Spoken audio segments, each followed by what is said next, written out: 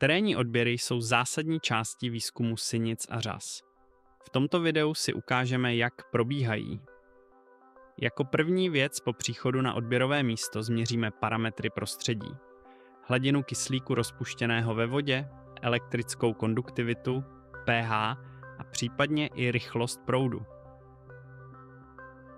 Dále pak s pomocí Secchiho desky určíme propustnost vody pro světlo.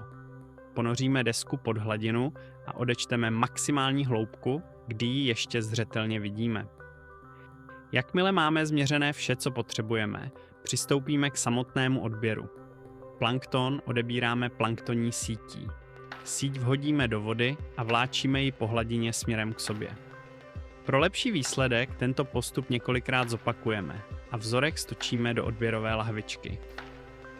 Nárostové organismy odebíráme s pomocí vaničky a kartáčku. Do vaničky nabereme malé množství vody, vložíme do ní kámen a s pomocí kartáčku jej očišťujeme.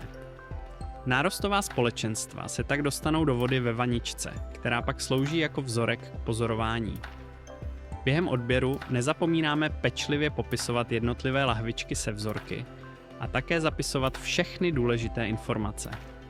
Nejlepší je mít připravenou nějakou přehlednou tabulku.